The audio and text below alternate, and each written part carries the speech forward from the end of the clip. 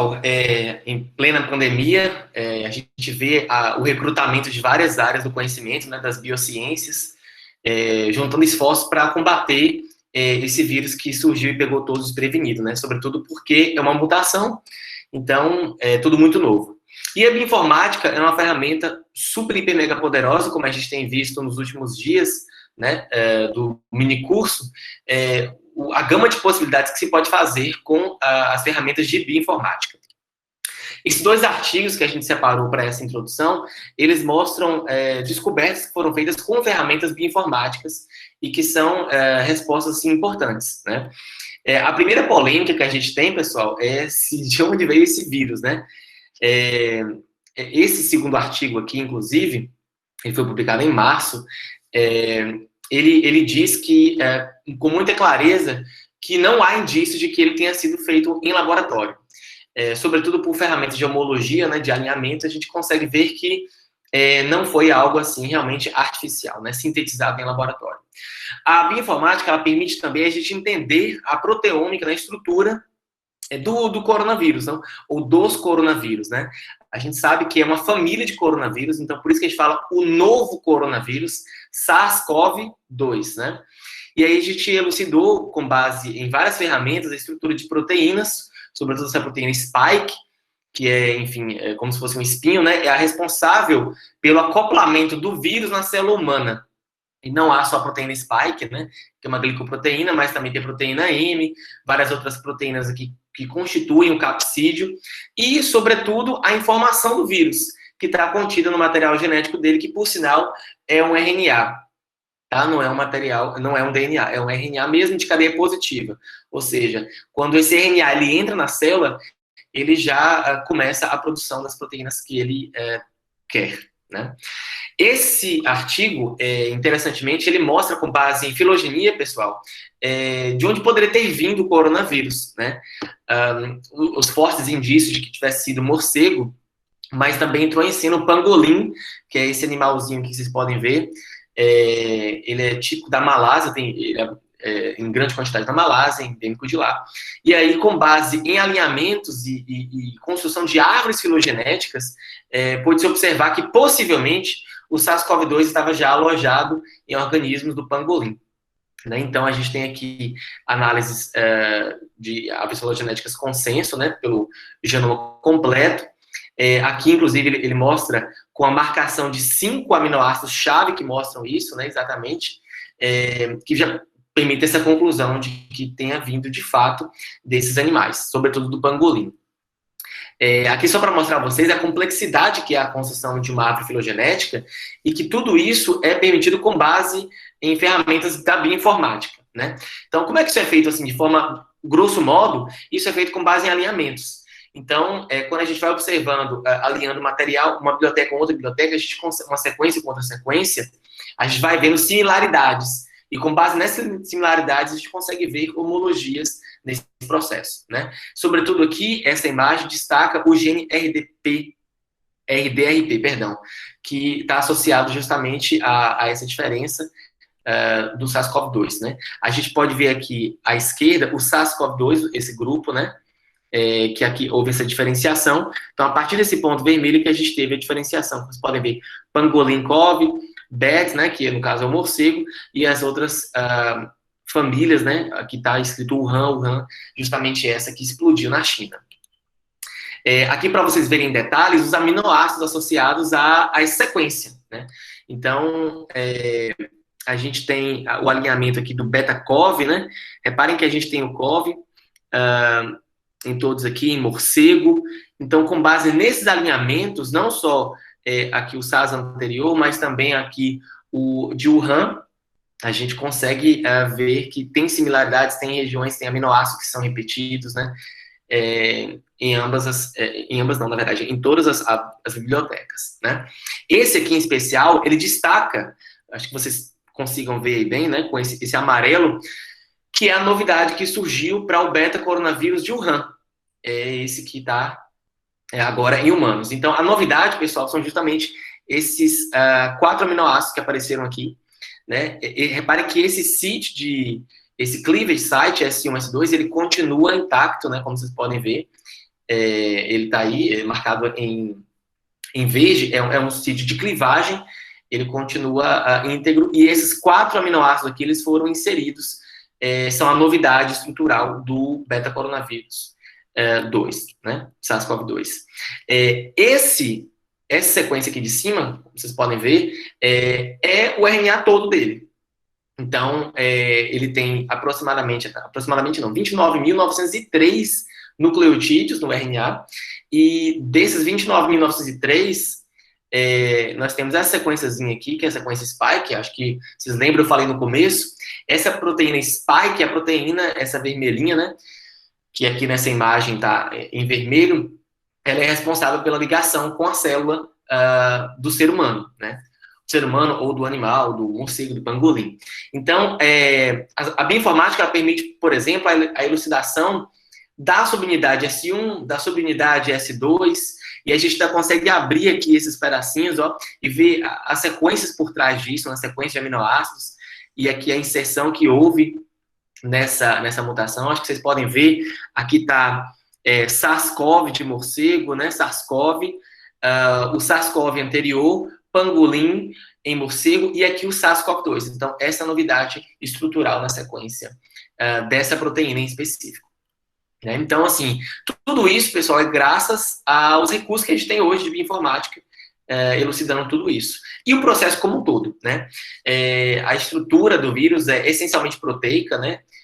Com exceção, obviamente, do RNA, que é a informação genética que ele tem, e, mais uma vez, ferramentas de bioinformática permitem avaliar essas OFs, né? A OF1A e a OF1B, estão aqui mostradas, né?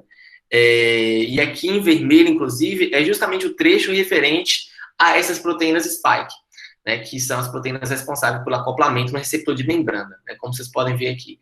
E aí, pessoal, já tem, de março, mais ou menos, para cá, fevereiro, a gente teve um boom nos bancos de dados de proteínas, né, pela elucidação e resolução das estruturas. Então, vocês podem ver aqui embaixo, são nomes, enfim, códigos dados a essas proteínas, né, para identificação dessas proteínas, que compõem o coronavírus. Então, aos poucos, a gente vai montando esse quebra-cabeça, né, seja por meio da leitura do RNA, a leitura do proteoma, enfim, de tudo isso, a gente consegue ir montando e entendendo de que forma o coronavírus atua.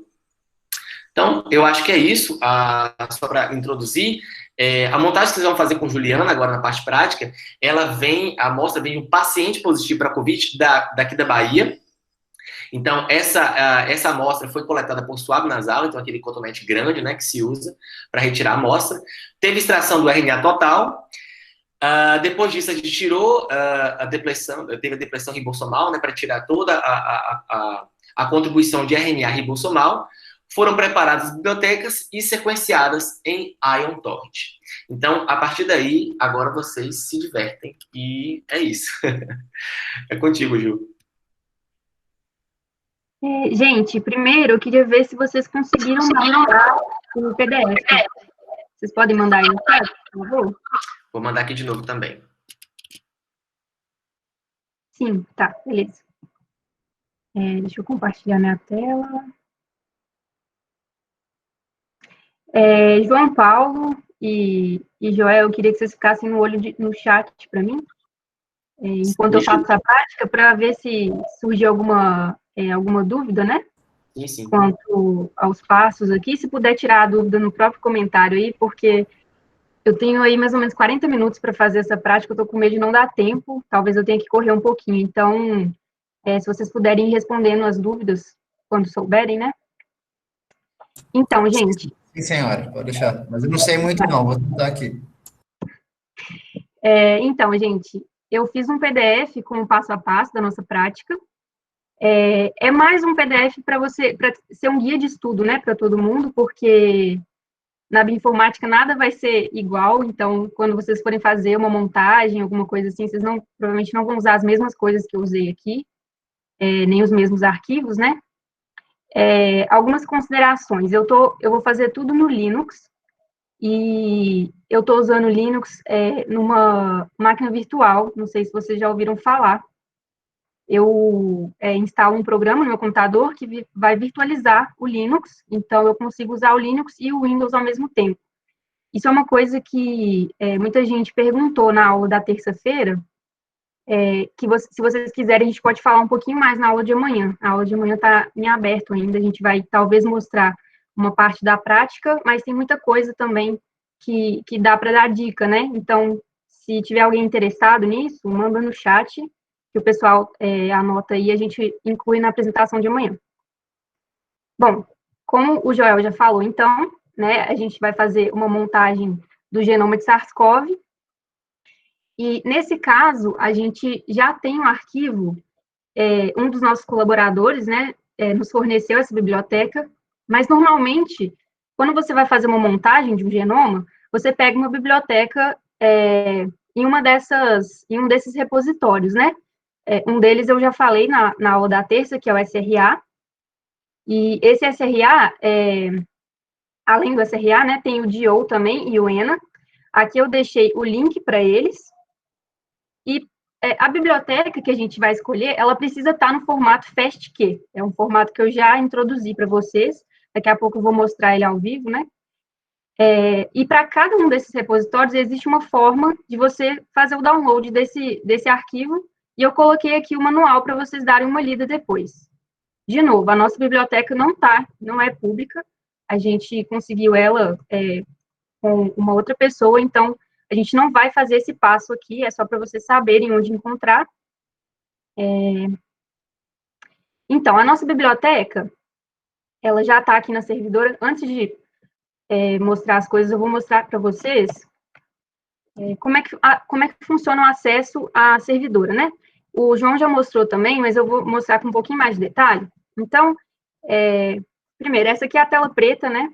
Eu estou aqui acessando o meu computador, mas por meio de uma interface não gráfica. Então, se eu der um ls aqui, esse comando ele vai listar para mim todas as pastas que estão no meu computador, no diretório que eu estou, né? Dentro da pasta que eu estou vendo tudo que tem dentro dela. Então, essa é uma outra forma de acessar o seu computador, né?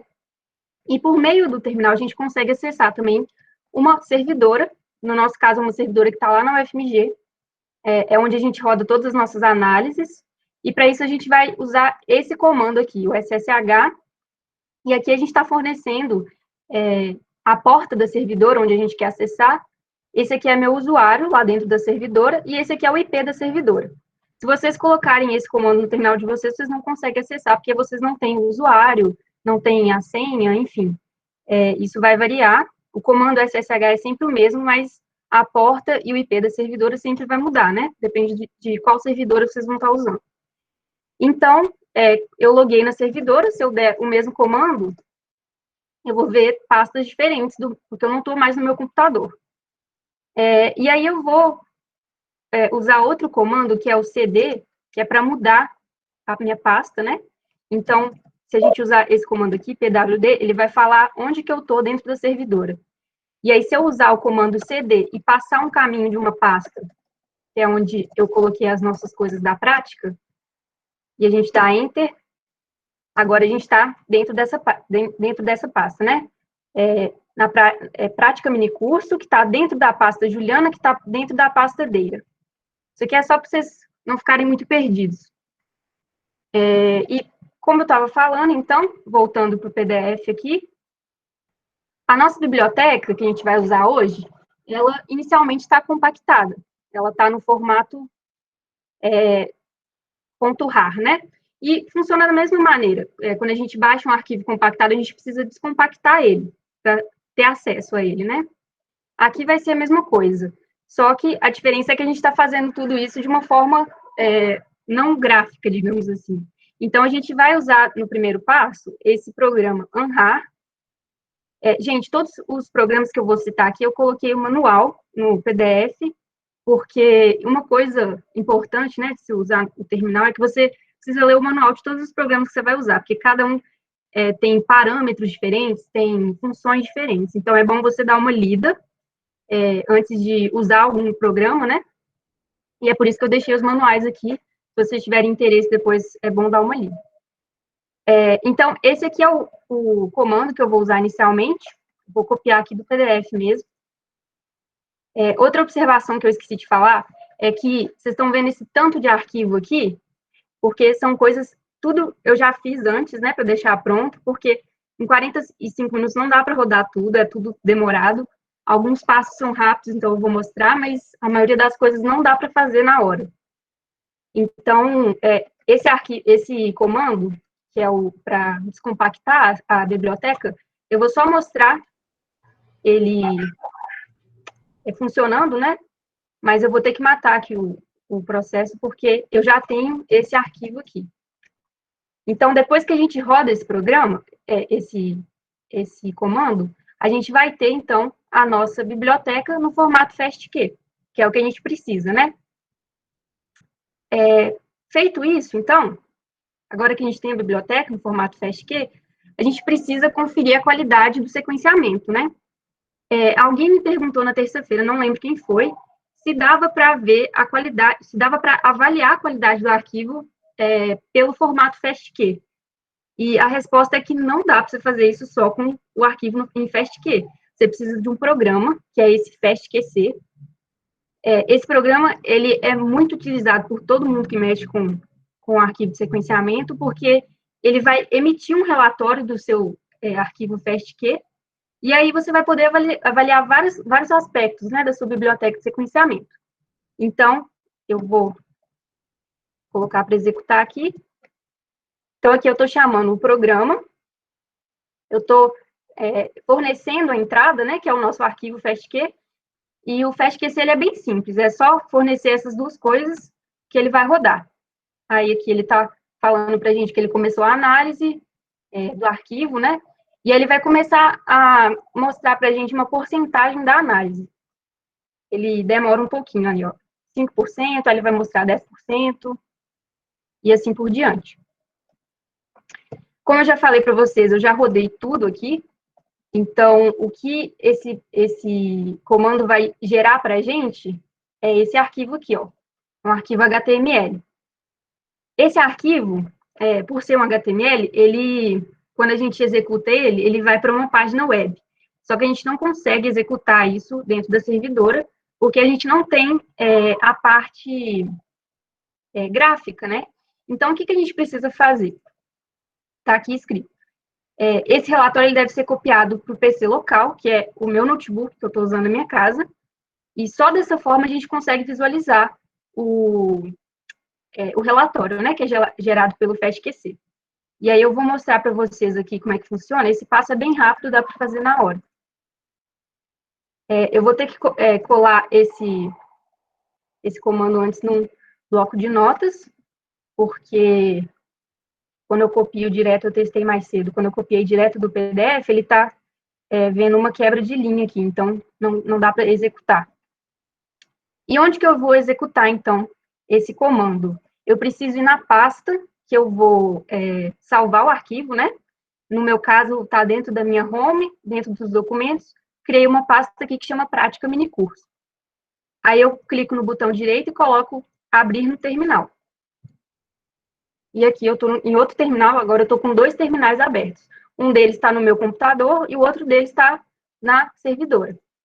Aí eu vou colar aqui esse comando. E agora, ali está falando quanto tempo demorou, 4 segundos para baixar o arquivo. E esse aqui é o HTML, que a gente vai abrir, então, e vai abrir numa página da internet, né? Gente, essa aqui talvez seja a tela mais famosa para um Bioinformata. Isso aqui é um relatório do FASTQC. Vale a pena depois vocês darem uma lida no manual, ver o que cada aba dessas quer dizer. Eu não vou entrar muito em detalhe, porque realmente não vai dar tempo. O que eu vou chamar atenção aqui, né? Essas estatísticas básicas são bem úteis. Aqui a gente está vendo o nome do nosso arquivo, quantas reads tem no total, né? Aqui a gente está vendo qual que é a variedade de tamanhos de reads que a gente tem dentro da nossa biblioteca. Deixa eu ver o que é mais que importante.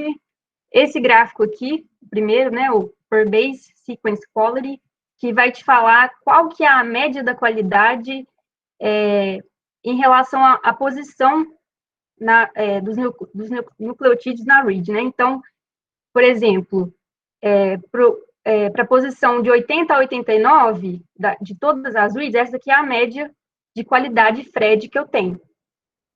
Vocês lembram da qualidade FRED, né? Espero que sim. E aí, outro gráfico importante que a gente tem nesse relatório é o gráfico da distribuição de tamanho de sequência, ou seja, distribuição de tamanho das reads dentro da nossa biblioteca. Então, aqui a gente vai ver, por exemplo, quantas reads a gente vai ter do tamanho de 0 a 9 nucleotídeos, né? A gente vê que é bem pouca, e aí vai aumentando, né? O pico, então, é quando a read está entre 110 a 119 nucleotídeos. Gravem esse gráfico. Aliás, não precisa gravar, não, que eu coloquei no PDF, mas depois que a gente processar essa biblioteca, eu vou comparar esse gráfico com o gráfico da biblioteca processada. Então, vamos lá. O próximo passo, então, agora que a gente já viu, né, o relatório da nossa biblioteca, a gente precisa remover as reads que têm qualidade inferior a FRED 20. Eu não lembro se acho que eu falei isso na apresentação de terça-feira, né? Que a gente trabalha com tudo que é superior a 20, em termos de qualidade. E aí, essa etapa a gente chama de trimagem.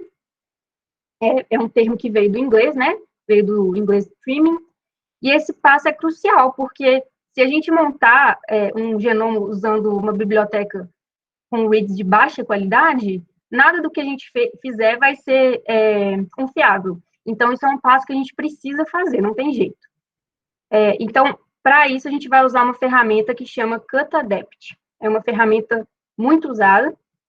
De novo, o manual está aqui, se vocês quiserem dar uma olhada. E aqui começa uma série de comandos chatinhos de explicar, né? Porque eles têm muitos parâmetros. Mas vamos lá, acho que vai dar certo. Para chamar o CutAdapt, então, a gente precisa fornecer alguns parâmetros. O que são parâmetros? São alguns, acho que não tem outra palavra, parâmetros que a gente precisa passar para o programa para ele funcionar da maneira que a gente quer. São coisas que a gente consegue setar do jeito que a gente precisa. Por exemplo, aqui para o CutAdapt, a gente precisa passar o parâmetro menos M70, e esse 70 aqui é variável, você que vai decidir qual que é o tamanho, né, que você quer trimar a sua biblioteca. E o que a gente está querendo dizer para o CutAdapt com esse comando? Para ele excluir todas as reads que tiverem menos de 70 nucleotídeos. Esse parâmetro é só para isso. O outro parâmetro seria o menos que 20,20, né? Que aí é a qualidade, o cutoff de qualidade. Aqui, especificamente, é onde a gente está querendo falar para o programa para excluir, né, as partes das reads que têm baixa qualidade. E depois disso tem o parâmetro max N1, que vai descartar as reads que possuem mais de uma base N. O que é uma base N? É uma base que, durante o base calling lá do sequenciamento, teve uma qualidade tão baixa que a máquina de sequenciamento não conseguiu distinguir qual que é aquela base. Não sabe se é A, C, T ou G. Então, ele coloca lá no arquivo como N. Isso a gente não quer para a nossa montagem. E a outra coisa que a gente precisa fornecer para o programa é o número de núcleos de processador que são usados pelo programa, né, para ele rodar. Quanto maior o número aqui, mais rápido ele vai rodar, mas isso aqui é limitante, né, depende da máquina que você está usando. Eu não vou rodar esse comando aqui, porque eu acho que ele é um pouquinho demorado, mas eu tirei um print aqui do que aparece na tela, né, do servidor, quando a gente roda ele. Então, só para vocês entenderem. Aqui está o número de reads que foram processadas durante esse processo, né? Reads com adaptador, isso aqui não é importante para a gente agora, porque esse método de sequenciamento, ele não usa adaptador. Isso aqui viria a calhar se a gente estivesse usando Illumina, né? Mas não é o caso. Isso aqui está falando quantas reads foram tiradas da sua biblioteca por serem pequenas demais. E por pequenas demais, entendam que abaixo desse limite que a gente forneceu para o programa. E aqui ele fala qual que é o número de reads que passaram pelos filtros que a gente colocou. E aqui embaixo vai ter esse relatório, mas em termos de pares de base, em vez de reads. Então, aqui vai falar quantos pares de bases foram tirados da nossa biblioteca por causa da qualidade, ou seja, os que estavam abaixo de FRED 20, e quantas passaram no total e que estão no arquivo de saída.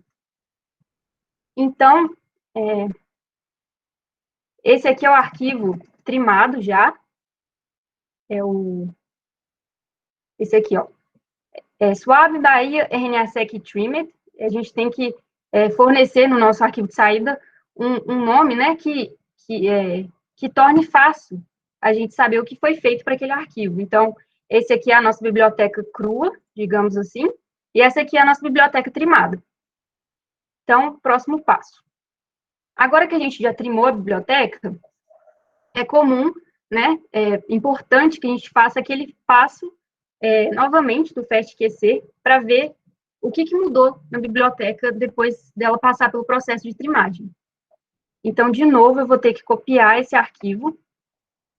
Eu já rodei o FastQC para a biblioteca trimada, né? Ele está aqui, o HTML, e, de novo, eu vou passar ele para o meu computador para a gente poder abrir e ver com calma.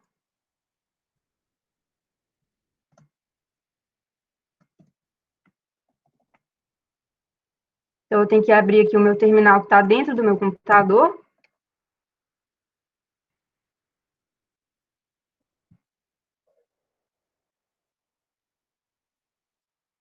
Foi.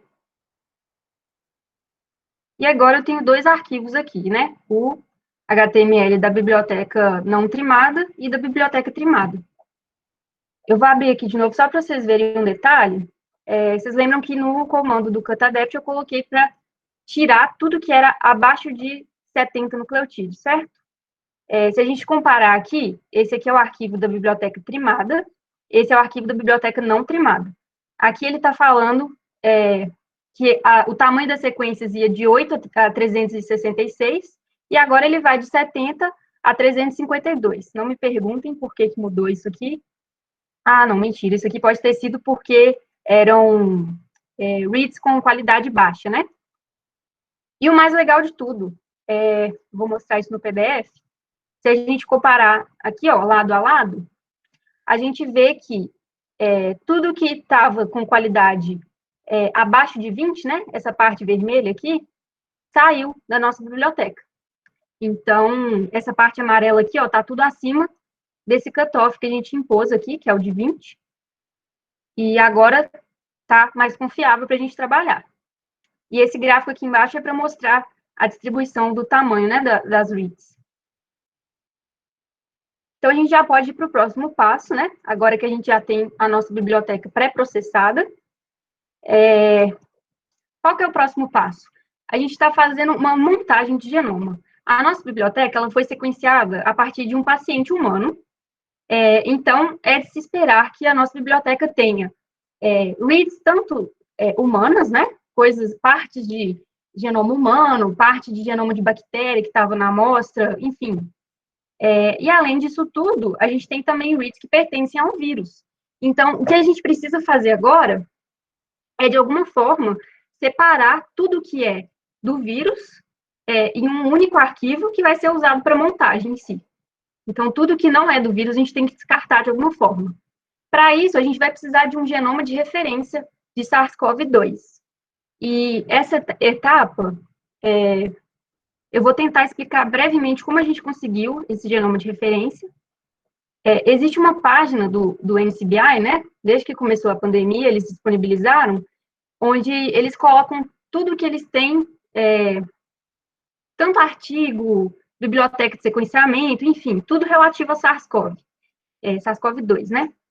E a gente entrou nessa página, alguns meses atrás, em busca de um genoma de referência, né? E pegamos todos os genomas de referência disponíveis, na época, e salvamos em um arquivo FASTA. Esse arquivo FASTA está aqui na nossa servidora, é esse arquivo aqui. Eu vou dar só um head, esse comando aqui vai mostrar para a gente as 10 primeiras linhas dentro desse FASTA. Só para vocês verem. Então, como eu já tinha mostrado, um arquivo FASTA, ele sempre começa com esse sinal de maior, né? Vem aqui o nome da sequência e, por fim, a sequência em si. Então, para essa sequência que está nesse arquivo, a gente tem, por exemplo, um genoma completo de SARS-CoV, que foi isolado de Wuhan, e aqui a gente vai ter a sequência dele, só que ela não termina aqui, né? Se a gente der um outro comando nessa biblioteca, a gente vai ver o arquivo inteiro. E a gente consegue passear por esse arquivo usando a bolinha do mouse, né? Então, se a gente continuar indo para baixo aqui, a gente vai encontrar... Só que nunca acaba. Aqui. A gente vai encontrar outra sequência relativa a outro genoma. E como que a gente faz para saber, então, quantos genomas tem no total nesse arquivo, né? A gente pode usar um comando aqui do Linux, que é o grep-c. O que esse grep vai fazer? Ele vai contar para a gente, esse "-c" é para ele contar quantas vezes aparece esse símbolo aqui dentro desse FASTA. Dessa forma, a gente vai conseguir ver quantos genomas tem de SARS-CoV no nosso arquivo. Então, vamos fazer isso. A gente tem que fornecer também o nome do arquivo. E ele roda bem rápido. Então, ele retornou para a gente 106. Isso quer dizer que, nesse arquivo FASTA, né, a gente tem 106 genomas de SARS-CoV diferentes. E é isso que a gente vai usar como referência. São vários genomas. Não tem problema se tiverem vários, é até melhor. Por que é melhor? Né? Porque os vírus mutam muito rápido. Então, é bom que a gente tenha uma grande amostragem de genomas para conseguir fazer a montagem de uma forma mais acurada, digamos assim. Então, para fazer o alinhamento, né, entre o nosso genoma de referência e a nossa biblioteca, a gente vai usar a ferramenta Bowtie. É um alinhador muito famoso no nosso meio, né, dos bioinformáticos. Aqui está o manual dele, depois, se vocês quiserem dar uma lida. Opa, desculpa, gente, eu falei errado. Primeiro é a parte da indexação do genoma, desculpa. O montador é o Space, o Bowtie é um indexador. Por que a gente precisa indexar primeiro o genoma? Porque esse arquivo aqui, ele está com 106 genomas de SARS-CoV. O alinhamento é um processo que, por si só, já gasta muito tempo. Então, uma forma de facilitar isso é indexar o genoma. O que é indexar o genoma? É criar uma espécie de glossário, digamos assim, para a gente meio que referenciar as partes do genoma de uma forma mais rápida para o montador. E aí entra o Bowtie. O Bowtie, ele é um indexador, né? E a gente vai usar o Bowtie para fazer o index, então, desses genomas de SARS-CoV. Isso já foi feito. Esse aqui é o comando que a gente usou. E aqui a gente está entrando com o nome do arquivo, onde estão todos os genomas, e o nome do index que a gente quer. Então, vou mostrar aqui para vocês a pasta onde foi feito a indexação, né? É essa pasta aqui, ó, index SARS-CoV-2. Aí eu estou mudando para essa pasta só para mostrar para vocês.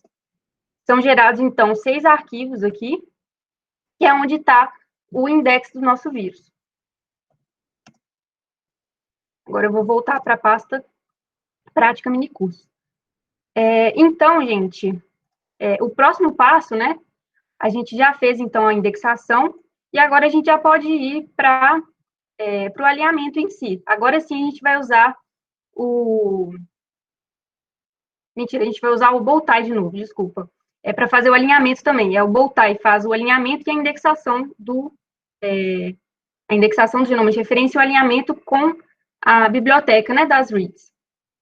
E depois a gente vai para a parte da montagem. Então, o alinhamento, ele vai gerar para a gente um arquivo SAM, que eu comentei na aula da terça-feira também. Mas antes de chegar no SAM, vamos ver o que precisa fornecer para o Bowtie para ele fazer esse alinhamento. Esse aqui é o comando completo, né? Aqui a gente está passando todo o caminho para o programa em si. A gente não vai chamar o programa como a gente chamou aqui, a gente está tendo que passar o comando, a localização, né, de onde está esse Bowtie Align aqui, que é uma outra função do Bowtie. Existe uma outra forma de endereçar esse programa, mas, no caso, a gente está usando essa forma aqui, onde a gente precisa passar o caminho inteiro do programa e depois passar os parâmetros. Então, os parâmetros que a gente vai estar usando aqui é esse parâmetro aqui, wrapper, que é um parâmetro mais técnico. Se não colocar isso aqui, o programa não vai funcionar. Depois a gente tem que fornecer esse parâmetro aqui, que é o FRED33, que está relacionado à forma como a qualidade FRED está sendo usada no nosso arquivo, né, na nossa biblioteca. O que acontece? A qualidade FRED, ela tem duas formas de ser usada. Uma delas é seguindo uma tabela ASCII com base 33 e a outra é seguindo a tabela ASCII com base 64. No geral, as bibliotecas de sequenciamento mais novas usam a tabela de base 33, que é essa daqui. Se você fornecer esse parâmetro errado, a sua biblioteca, o seu alinhador não vai entender as qualidades que estão mostradas, né, na sua biblioteca de reads. Por quê? Cada valor aqui de qualidade é associado a um caractere. E nessa tabela, o mesmo valor é associado a outro caractere. Então, isso é uma coisa que a gente tem que ficar atento. Tem programa que detecta isso automaticamente, então você não precisa se preocupar. Mas nesse caso aqui, a gente precisa passar esse parâmetro. O outro parâmetro aqui é o "-x", né, que é onde a gente vai informar o arquivo do genoma de referência indexado, que está dentro daquela pasta que eu mostrei para vocês. Próximo parâmetro é "-n0". Isso aqui é o número de mismatches de alinhamento permitidos antes do programa desconsiderar a read. Então, a gente não quer mismatches, então a gente coloca o "-n" como 0. Então, tudo que der mismatch vai ser descartado e não vai para a montagem. "-p15" é o número de núcleos de processador que vão ser utilizados pelo Bowtie 2. O "-s" é onde a gente vai inserir o nome desejado para o nosso arquivo de saída, né? Então, aqui a gente colocou trimmed, mapped e no finalzinho Bowtie, para a gente saber que é o arquivo de alinhamento. E ele vai ter a extensão, né, .sam. O "-u" é onde a gente vai inserir o arquivo que contém as reads que vão ser alinhadas. Então, o "-u" é o nosso arquivo da biblioteca trimada. E aqui a gente está pedindo para o Bowtie mais um arquivo de saída, que é com o log desse processo todo. O que é um arquivo log? É onde vai estar relatado para você tudo o que aconteceu durante o processamento daquele comando. Porque muitas vezes esses comandos demoram muito tempo para ser rodados, então a gente deixa o computador lá e vai fazer outra coisa. A gente não vai ficar olhando para a tela do terminal esperando aparecer algum erro, né? Então, esse arquivo log, ele é muito útil para a gente ir atrás de erros, né? Se existirem erros durante o processo. E tem um comentário aqui sobre redirecionamento de saídas de programas, né? Em sistema Unix. Depois, se vocês quiserem dar uma lida, não vai dar tempo de entrar nesse mérito aqui, mas é mais um extra, né? Então, eu vou mostrar para vocês, eu não vou executar o comando também do alinhamento aqui, porque já foi feito e acho que vai demorar um pouquinho. Esse aqui é o arquivo que a gente vai conseguir com esse passo. É um arquivo .sam. E como eu já falei para vocês, o arquivo SAM é um arquivo um tanto complexo, né? Não dá para explicar todos os aspectos do SAM agora.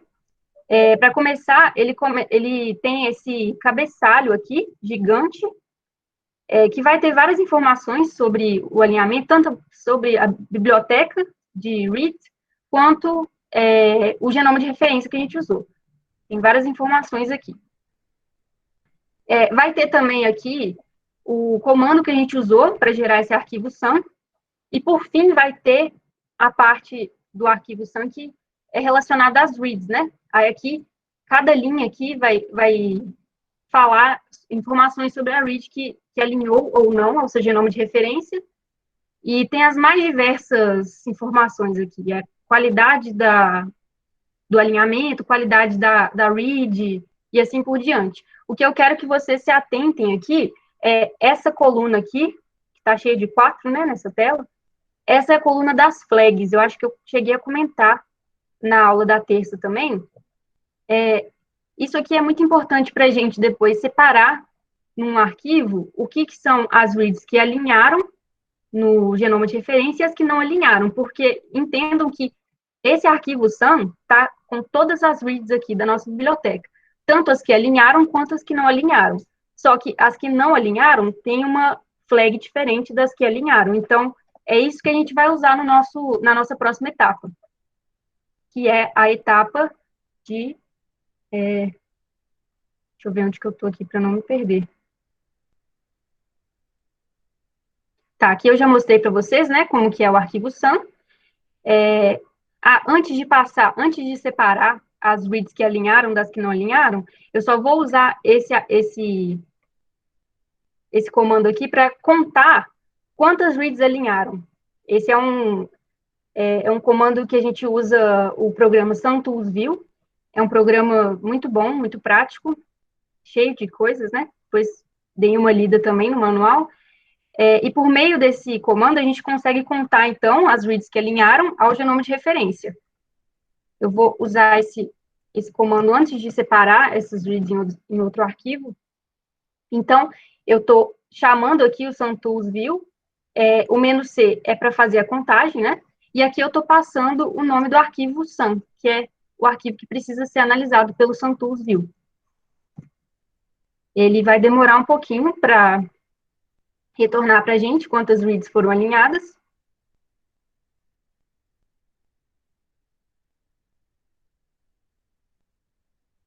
Às vezes pode demorar bem mais que isso, e agora vocês entendem por que eu deixei já tudo pronto, né? Porque depende de internet, enfim. Mas aqui já acabou, foi até bem rápido. Então, esse aqui é o número de reads alinhados ao genoma de referência que está dentro do arquivo SAM. E agora, a gente vai fazer, essencialmente, a separação dessas reads que eu acabei de contar, né? Separar essas reads das outras que não estão alinhadas, mas que estão no arquivo SAM. Para fazer isso, a gente também vai usar o SunTools, a mesma função, né, SunToolsView, e aqui a gente vai passar outros parâmetros. Eu vou ir um por um aqui. Primeiro, o "-s", ele vai indicar que o nosso arquivo de entrada está no formato SAM. Até aí, ok, né? O "-h" faz com que o output mantenha o cabeçalho do arquivo original. O cabeçalho é aquele tanto de linha que começa com arroba, que eu passei bem rápido. Isso vai ser importante para a gente fazer um outro passo lá no final da prática, talvez não hoje, talvez amanhã. Mas é bom que a gente mantenha esse cabeçalho. Então, esse parâmetro serve para isso. O "-f4" vai excluir apenas as reads com a flag 4 do nosso arquivo SAM. O que quer dizer a flag 4? Essa flag indica que a read que está com essa flag não mapeou o genoma de referência. Então, quando eu abrir o arquivo SAM aqui, as primeiras reads que apareceram aqui estão com flag 4. Então, pode saber que essas reads aqui já vão sumir, não vão aparecer do nosso arquivo novo.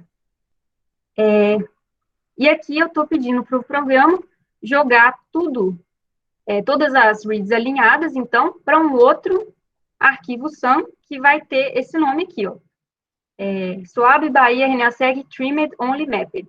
Aí, dessa forma, a gente vai conseguir separar qual que é o arquivo com todas as reads do arquivo que só tem as reads mapeadas. E esse arquivo está aqui. Cadê o Unmapped aqui? É esse arquivo que vai ser gerado por esse comando, né? Aqui, manteve o cabeçalho e as reads agora com outras flags. Então, o próximo passo, agora a gente vai fazer um passo que é para economia de espaço da servidora, que é passar o formato BAM para o formato SAM para o formato BAM. Eu também comentei isso na aula. O formato SAM, ele é um formato, acreditem ou não, que é mais amigável, porque nele a gente consegue tirar várias informações. O formato BAM, ele mantém todas as informações do formato SAM, porém, ele é um arquivo binário, né? Então, só o computador entende o que está lá dentro. Mas, para a gente, é muito importante fazer essa conversão, porque economiza muito espaço. O formato BAM, ele é mais enxuto, né? Então, para quem está trabalhando com o dado em larga escala, por exemplo, no meu mestrado eu tenho 150 bibliotecas para analisar. Então, eu preciso colocar tudo isso de uma forma mais enxuta possível, porque não há servidora que aguente gigas e gigas, né, de arquivo. Então, esse comando aqui vai ser bem simples. Também usando o SAMTools, a gente vai usar um parâmetro que é o "-sb", que é o parâmetro SAM to BAM. O próprio nome, né, já explica, ele está convertendo o arquivo SAM para BAM, e aqui a gente vai colocar o nome do nosso arquivo SAM e direcionar para um arquivo BAM.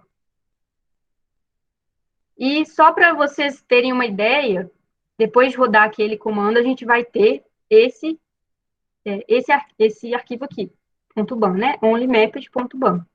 Se a gente dar um head nele para ver as 10 primeiras linhas, é essa zona aqui, né? Então, não dá para usar isso para olhar flag, não dá para fazer nada com isso. Só guardar, né, essas informações. Quando as coisas somem da tela assim, gente, é porque eu estou dando um Ctrl L, que é para limpar, né, a tela para ficar mais organizado. Eu tenho mania de fazer isso, até esqueci de falar. Mas, enfim, agora a gente precisa converter esse arquivo BAM para o formato FASTQ, que vai ser usado pelo nosso montador para fazer a montagem propriamente dita. Para isso, a gente também vai usar um parâmetro do SAMTools, né, que é o BAM to FASTQ. Aqui a gente está com esse parâmetro "-s", a gente está falando qual é o arquivo FASTQ de saída, ou seja, qual é o arquivo que a gente quer criar a partir do nosso BAM, e o arquivo BAM vem aqui no final, logo depois do nome que a gente quer dar para o nosso FASTQ, né? E aqui, se a gente olhar, já tem esse arquivo também, onlymapped.fastq. Vamos dar um head nele também, só para... Falta um espaço. Pronto, essas são as 10 primeiras linhas desse arquivo FASTQ.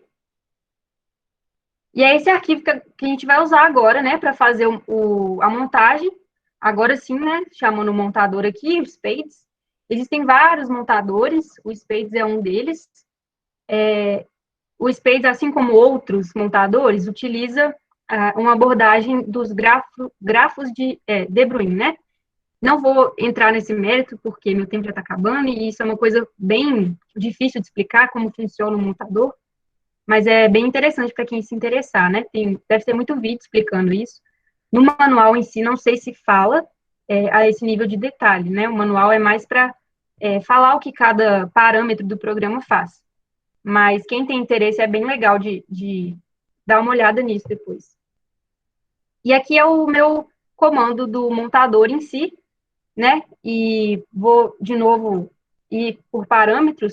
Primeiro que aqui a gente está chamando o Spades, de novo, né? Por aquela técnica de passar todo o caminho, né? Para o programa. Então, o programa está aqui dentro da pasta bin, que está dentro da pasta Spades, que está dentro da minha pasta, dentro da minha home. Só para vocês entenderem o que isso aqui quer dizer.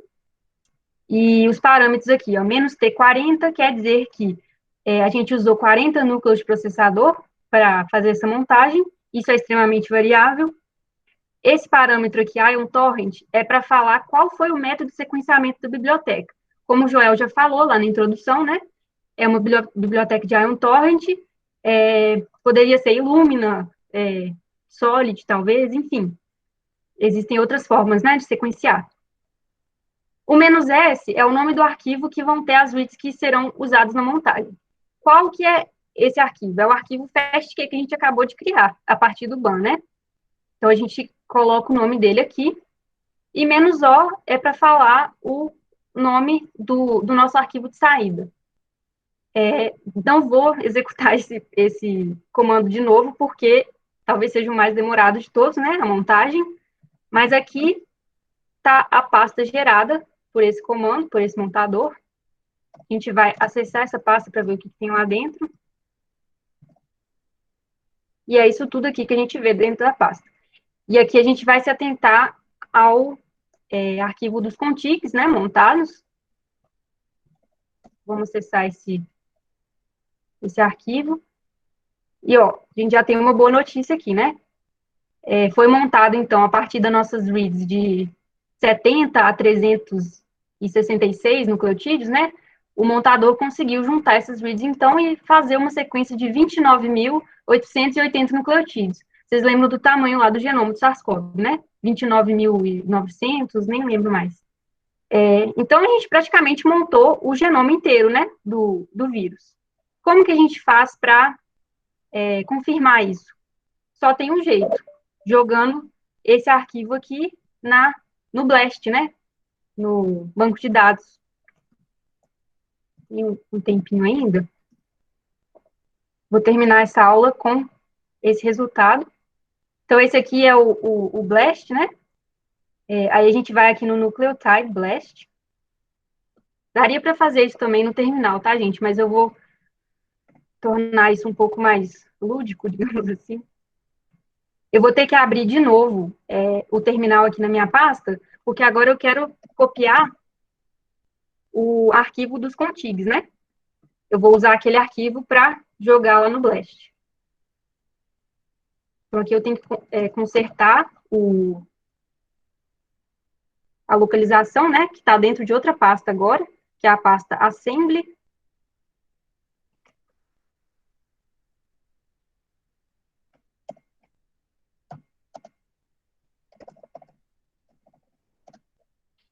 E vou copiar agora para o meu computador. Espero que esteja tudo certo. Está tudo certo. Esse aqui é o arquivo com os contigs. Eu poderia colocar esse arquivo direto aqui no BLAST, mas eu acho mais fácil abrir ele, copiar tudo e jogar aqui nessa caixinha. E clique em BLAST. Enquanto roda, deixa eu só mostrar para vocês. Aqui a gente tem um contig principal, né, que é de 29.000 nucleotídeos. Se a gente for lá para baixo do arquivo, tem mais uns contigs perdidos aqui, ó. 1, 2, 3 contigs perdidos, bem pequenos. 110 nucleotídeos, 106, 99. Isso daí são contigs que foram montados, mas que não encaixaram nesse contig maior, né? Não sei por quê, talvez sejam sequências tão divergentes, né, que não se encaixam aqui no genoma maior. E aqui, gente, a gente já está com o resultado do BLAST. Aqui a gente seleciona por aba, né, qual resultado a gente quer ver. Aí aqui a gente tem o primeiro, né, da sequência de 29.000 nucleotídeos. Bateu, como era esperado, né, com um genoma completo, vários genomas completos, ó. França, o que mais que tem aqui? Brasil, Estados Unidos, todos eles montaram, a sequência, então, montou muito bem, né, e bateu com vários outros genomas de referência, genomas depositados, né, em bancos de dados, por outras pessoas. Isso é um ótimo sinal. Se a gente for olhar agora outros contigs montados, esses pequenos, a gente também consegue, são pedaços também do SARS-CoV, né, mas que por algum motivo não juntaram com aquele contig maior. Só confirmar se tudo aqui bateu, né? Tudo aqui está dando sequência de SARS-CoV-2. Gente, a gente vai ficar por aqui, então. Tem mais coisas aqui para serem feitas, né? Talvez a gente faça na aula de amanhã. Eu estava pensando, não sei se todo mundo vai concordar, de separar metade da aula de amanhã para mostrar uma versão mais interativa, digamos assim, da visualização de alinhamento de sequências, e depois focar em algumas dicas. Dicas, por exemplo, de como usar o Linux por meio de máquina virtual, esse tipo de coisa, eu acho que muita gente tem interesse, né? Já estou vendo aí no chat. Eu dei algumas dicas, só que na época, acho que foi numa extensão de uma aula e não tinha muita gente na sala. Então, se vocês quiserem, a gente pode fazer desse jeito, né? Metade da aula para falar sobre essa parte prática e depois dicas.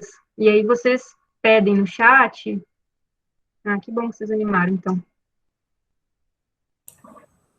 Ótimo, Ju. Obrigado. Acho que você condensou muito bem os passos principais de uma montagem, né? Espero que todos tenham aproveitado. O que a Ju fez aí, pessoal, é o que a gente faz na vida real mesmo, né? Em maior escala, igual a Ju comentou, ela faz para 100 no projeto de mestrado dela. A gente faz algumas outras coisas, né, Ju? A gente automatiza e tudo mais, mas o básico do que vocês têm que fazer, e é o que vocês veem nos arquivos que estão nos artigos publicados nas melhores revistas científicas por aí, é isso que a Juliana acabou de fazer.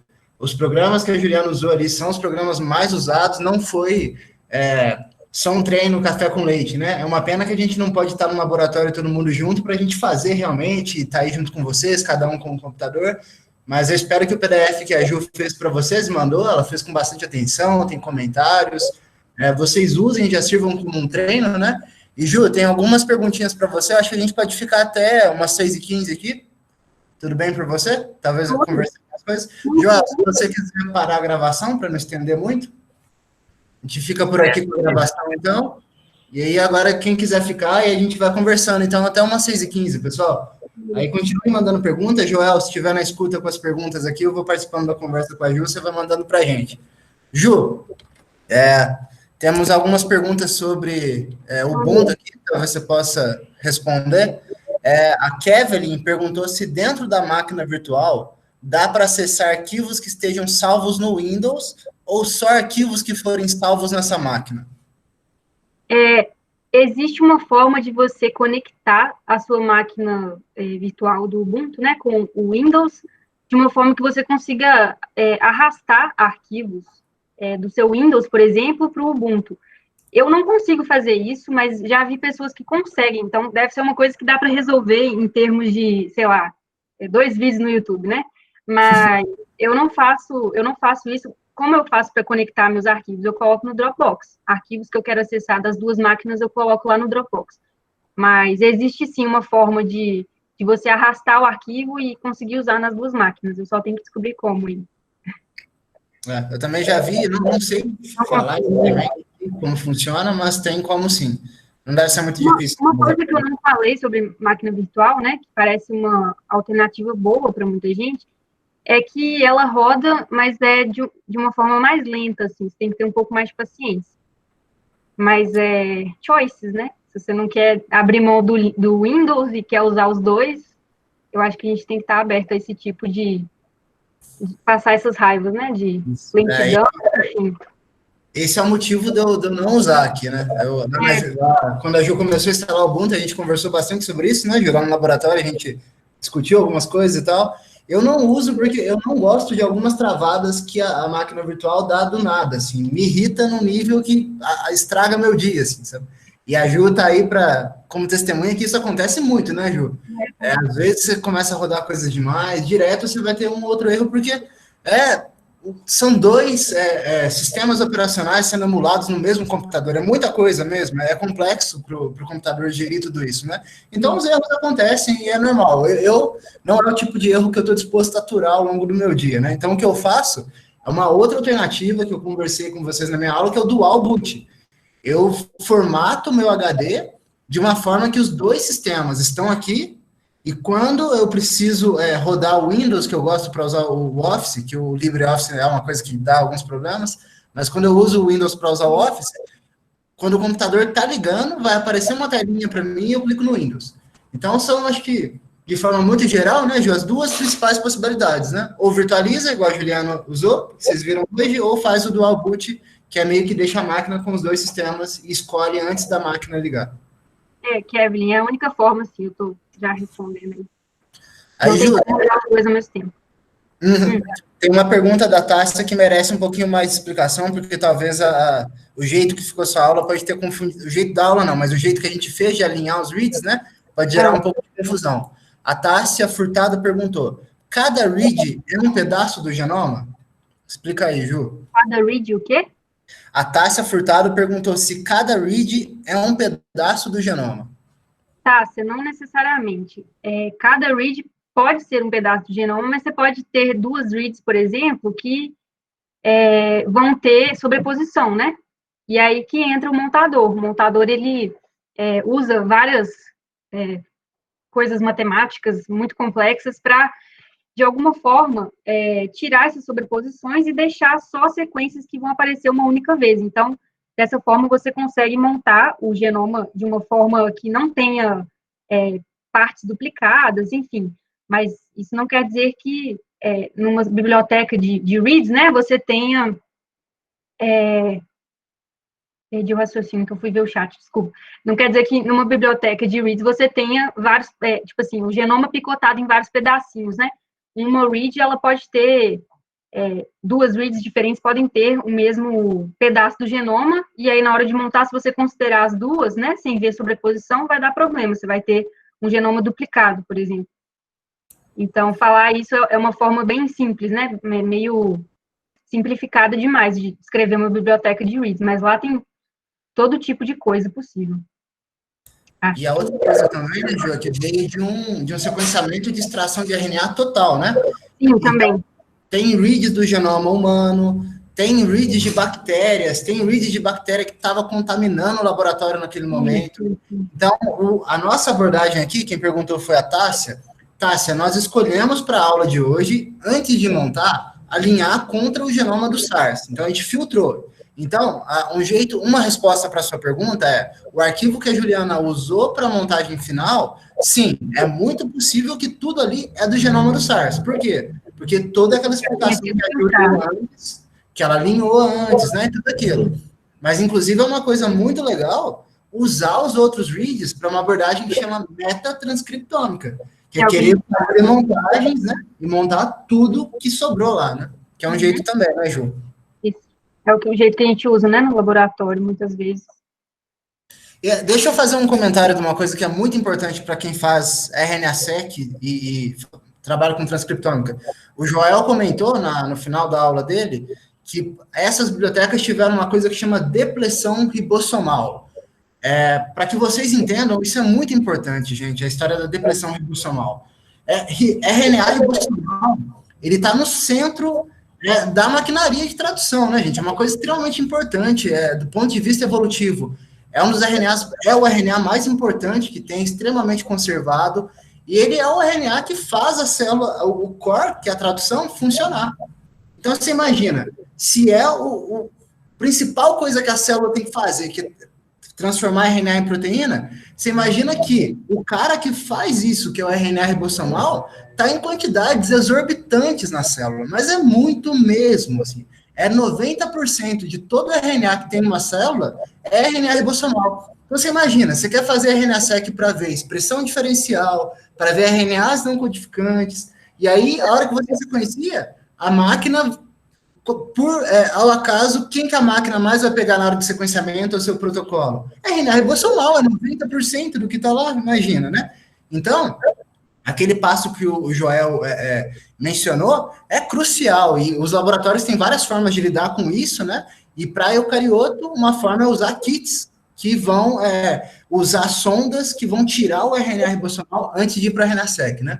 Então, fica aí a dica para vocês, que provavelmente quem for ler papers de transcriptômica, protocolo, sempre vai ter um passo ali de lidar com o RNA ribossomal.